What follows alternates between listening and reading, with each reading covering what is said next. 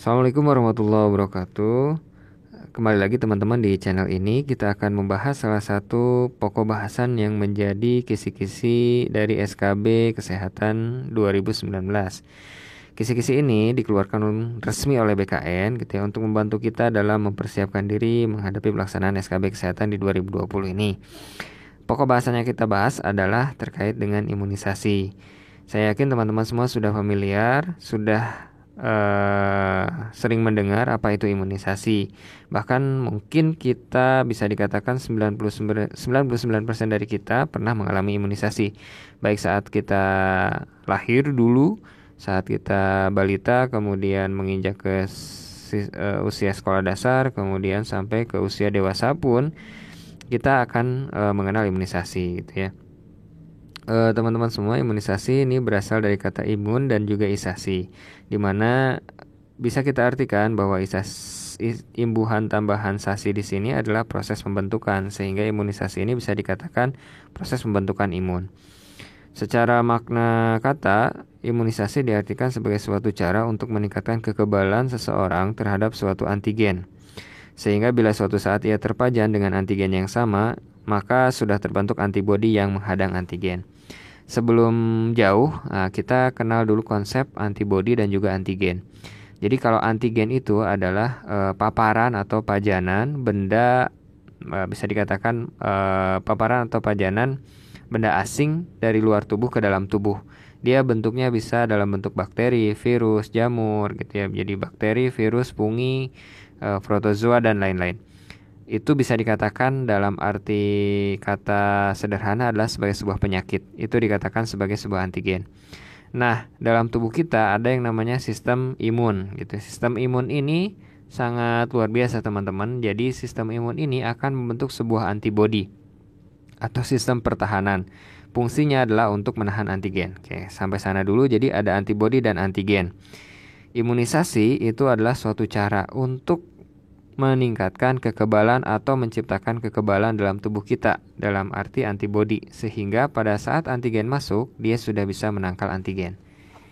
Saat penyakit masuk dia sudah bisa dihadang oleh antibodi. Oke, secara sederhana seperti itu ya teman-teman. Materi kali ini saya ambil sumbernya dari Peraturan Menteri Kesehatan atau PMK Republik Indonesia nomor 12 tahun 2017 tentang penyelenggaraan imunisasi. Teman-teman bisa searching di Google ya, gampang sih, bisa langsung dapat dan bisa dibaca. Itu cukup banyak halamannya ya. Semoga bisa terwakili dari video ini. Oke. Imunisasi itu ada dua teman-teman. Jadi ada imunisasi aktif dan imunisasi pasif. Ini yang perlu kita pahami terlebih dahulu. Jadi yang namanya imunisasi aktif ya, aktif nih. Ingat kata aktif itu berarti bahwa tubuh ini aktif membuat antibodi terhadap paparan antigen dari luar, gitu. Jadi imunisasi aktif itu adalah tubuh membuat antibodi sebagai respon adanya antigen dari luar. Itu aja dulu. Tubuh membuat antibodi sebagai adanya respon antigen dari luar. Nah, caranya ada dua. Ada yang aktif buatan, ada yang aktif alami.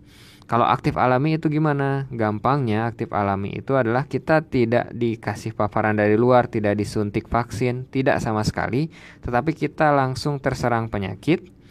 Secara alami tubuh kita akan membentuk antibodi. Nah, itulah yang disebut dengan imunisasi aktif alami. Jadi antibodinya terbentuk karena proses alami sebuah penyakit. Contohnya, kita belum pernah divaksin cacar atau varicella, tiba-tiba kita terserang varicella, maka secara alami tubuh kita akan membentuk sebuah antibodi karena ada paparan dari luar, ada antigen dari luar, maka tubuh membentuk sebuah antibodi. Tapi dia aktif membentuk antibodi, maka itu disebut sebagai imunisasi aktif alami. Kalau yang buatan seperti apa? Yang buatan adalah yang sering kita alami atau lihat gitu dalam kehidupan sehari-hari saat seseorang diberikan vaksin atau disuntik vaksin. Jadi dengan sengaja kita dipaparkan oleh antigen. Tentunya antigen ini adalah zat hidup yang sudah dilemahkan. Jadi dia tidak berbahaya. Dia aman masuk ke dalam tubuh, fungsinya adalah agar tubuh merespon membentuk sebuah antibodi. Jadi kita tidak harus sakit dulu. Jadi kita dikasih paparan, disuntik vaksin supaya tubuh kita membentuk sebuah antibodi. Nah, itu adalah imunisasi aktif yang buatan. Jadi imunisasi aktif itu adalah tubuh aktif membuat antibodi terhadap paparan antigen. Paparan antigennya ini ada dua, ada yang alami, ada yang buatan. Yang alami itu adalah berlangsung secara alami saat kita sakit, maka tubuh akan membentuk sebuah antibodi. Yang buatan adalah kita memberikan atau merangsang tubuh membentuk antibodi dengan sengaja, dengan cara kita memberikan vaksin. Gitu. Tidak harus sakit dulu tapi langsung dapat antibodinya. Paham ya? Itu yang dinamakan imunisasi aktif. Kita tubuh aktif membentuk antibodi terhadap paparan dari luar. Oke, sekarang yang pasif. Kalau pasif itu konsepnya adalah bukan memberikan antigen dari luar tapi langsung membentikan antibodinya. Kalau yang aktif itu adalah tubuh aktif membentuk antibodi sebagai respon antigen dari luar. Kalau yang pasif adalah tubuh langsung mempunyai antibodi atau tubuh langsung diberikan antibodi tanpa harus memaparkan antigen. Jadi langsung nih dapat antibodinya. Nah, itu yang pasif. Kalau yang aktif membentuk dulu karena ada paparan. Kalau yang pasif kita memberikan langsung antibodi atau antibodinya sudah ada dalam tubuh kita langsung gitu. Ada dua, buatan dan alami. Kalau yang alami bagaimana? Kalau yang alami itu contohnya adalah pada saat kita ada di dalam rahim ibu atau saat kita baru saja dilahirkan. Masih terjadi proses pertukaran darah, transfer darah secara plasenta. Jadi via plasenta. Sehingga antibodi ibu itu bisa masuk ke dalam tubuh bayi. Nah, itu adalah memberikan antibodi langsung. Maka itulah imunisasi pasif tapi alami karena dari ibu. Itu. Kayak yang buatan gimana? Ada beberapa kasus gitu ya. Contoh kasusnya adalah maaf ini di slide ya. Di slide ini yang pertama nih antibodi yang masuk ke dalam tubuh manusia ada yang langsung diberikan dari ibu, itu adalah pasif alami. Yang kedua antibodi masuk ke tubuh manusia secara sengaja langsung diberikan agar bisa merespon antigen. Ini yang buatan teman-teman. Contohnya itu adalah beberapa vaksin. Contohnya adalah tetanus. Itu adalah kalau nggak salah tetanus atau difteri. Nanti coba dicek ya. Itu adalah imunisasi pasif. Jadi kita langsung memberikan antibodinya. Jadi suntiknya itu bukan antigen tapi antibodi, sehingga dia langsung merespon terhadap penyakit. Itu. Jadi paham ya antara aktif dan pasif. Aktif membentuk membentuk antibodi terhadap paparan antigen. Bisa alami atau buatan. Yang alami gimana? Yang alami mah sakit dulu baru membentuk antibodi. Kalau buatan gimana? Kita memberikan paparan berupa antigen, kemudian direspon berupa pembentukan antibodi. Nah, contohnya dalam vaksin. Kemudian kalau yang pasif, imunisasi pasif langsung berikan antibodinya, bukan memberikan antigen sehingga direspon membentuk antibodi, tapi langsung antibodinya. Contohnya apa? Yang alami itulah dari ibu ke bayi.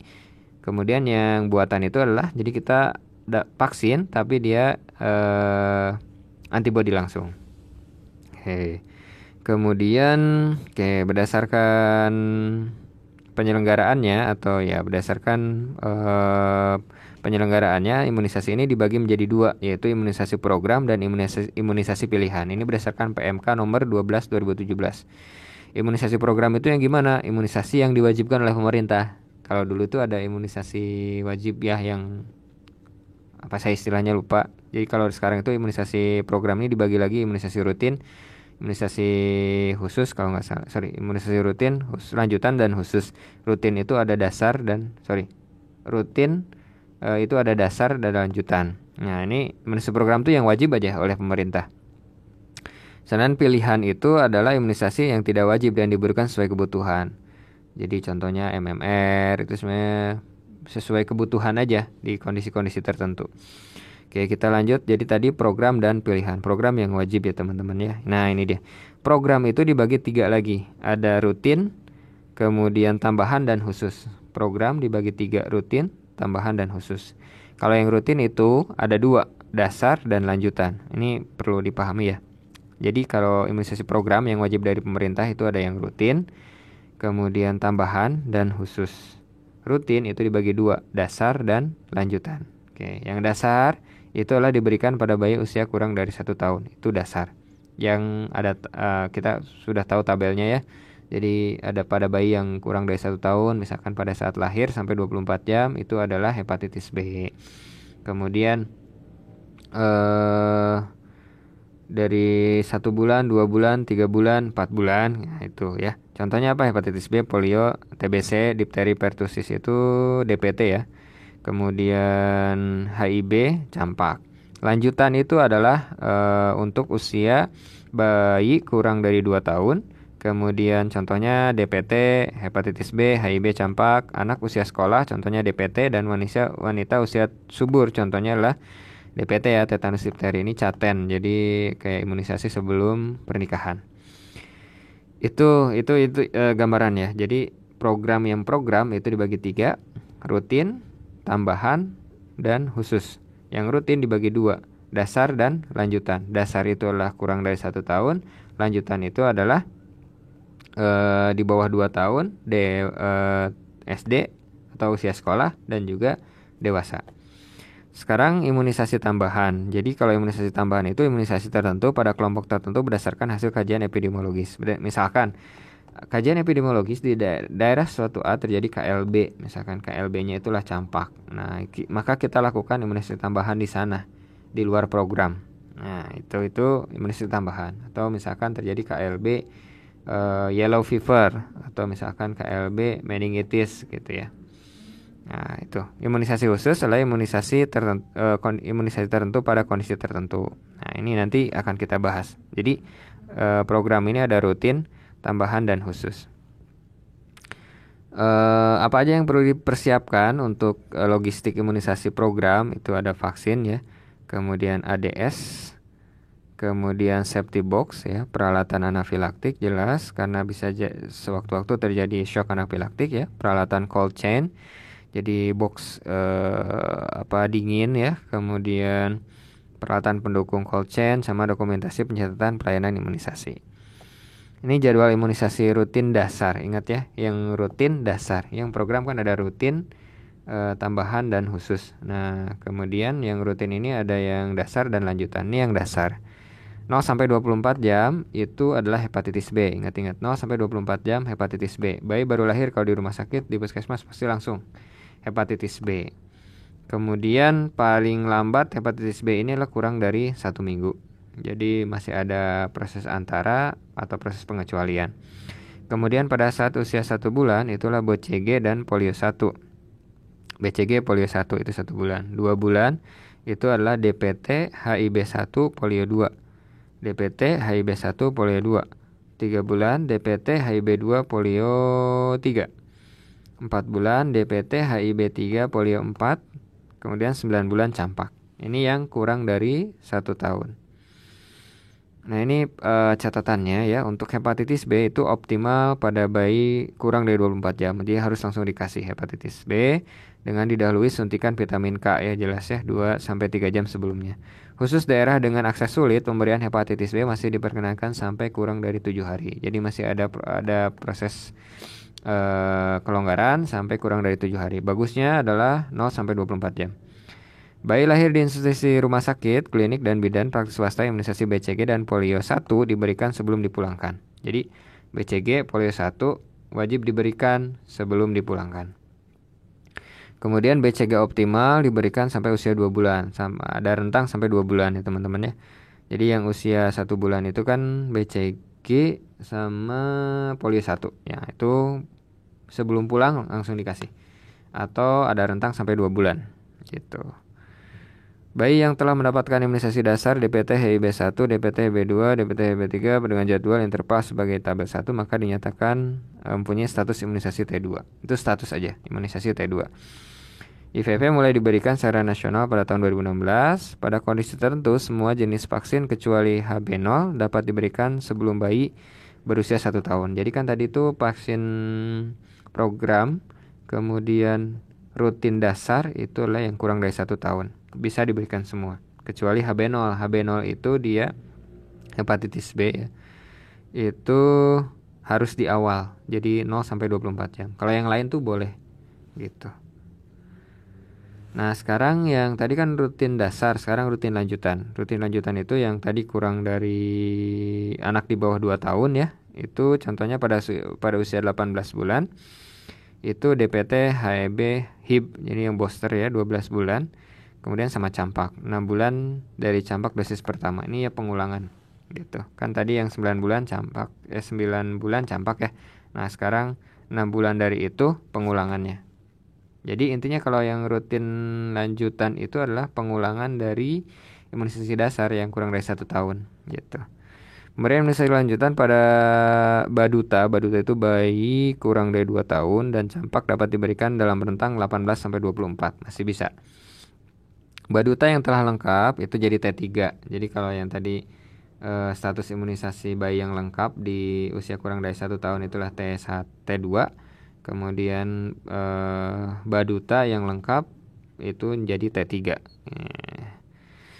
Nah, sekarang untuk anak usia sekolah itu kelas 1 SD ada campak, difteri dan tetanus yaitu di bulan Agustus dan November ya teman-teman ya. Campak, difteri, tetanus di bulan Agustus November. Kelas 2-nya adalah tetanus dan difteri juga ya di bulan November. Kelas 5-nya juga sama, pengulangan. Ya. Kalau lengkap statusnya jadi T5. T2, T3, T5. Oke, kemudian ini yang wanita usia subur atau WUS. Itu, ini status imunisasi pengulangan dari yang sebelumnya itu bisa dilakukan di usia subur gitu ya. Nah, itu status yang T2 itu interval minimal pemberiannya setelah T1. Jadi ini pengulangan semua. T1 diulang ke T2, T3, T4 dan T5. Nah, ini masa perlindungannya bisa bersifat 3 tahun. Habis itu pingin lagi diulang 5 perlindungannya sampai 5 tahun. Setelah 5 tahun pingin lagi diulang, dia ada status T4 bisa 10 tahun gitu. Sebelum imunisasi dilakukan, penentuan status imunisasi terlebih dahulu terutama pada saat pelayanan antenatal ya. Ini terutama sebelum lahiran ya, pada saat proses kandungan. Oke. Ini imunisasi tambahan itu tadi ya kan ada yang rutin, tambahan khusus. Tambahan tuh contohnya adalah backlog fighting. Jadi melengkapi imunisasi dasar anak di bawah 3 tahun. Jika pada suatu daerah itu banyak banget nih yang anak usia di atas 2 tahun padahal kan harusnya di bawah 2 tahun gitu ya. Belum diimunisasi maka bisa kita lakukan. Crash program imunisasi campak dan polio diberikan pada daerah KLB. Nah, ini kan berdasarkan epidemiologi. KLB di sini kita lakukan crash program. Ada PIN, Pekan Imunisasi Nasional secara serempak. Kemudian imunisasi dalam menanggulangi KLB. Intinya berdasarkan pada epidemiologi. Imunisasi khusus, imunisasi meningitis meningokokus ya pada saat pasien-pasien mau berangkat haji. Imunisasi yellow fever, rabies atau polio. Oke, teman-teman, itu mungkin yang bisa saya sampaikan sedikit terkait dengan imunisasi. Konsep dasarnya itu sih sebenarnya yang banyak muncul biasanya terkait imunisasi aktif, pasif, alami buatan, dan jadwal. Itu aja sih. Tadi yang imunisasi dasar kurang dari 1 tahun, imunisasi dasar yang imunisasi rutin dasar lanjutan yang kurang 1 tahun dan kurang dari 2 tahun. Kurang dari 2 tahun SD dan wanita usia subur. Itu teman-teman mungkin yang bisa disampaikan. Semoga ada manfaatnya dan menjadi amal jariah di suatu hari nanti atau suatu saat ya. Terima kasih. Assalamualaikum warahmatullahi wabarakatuh.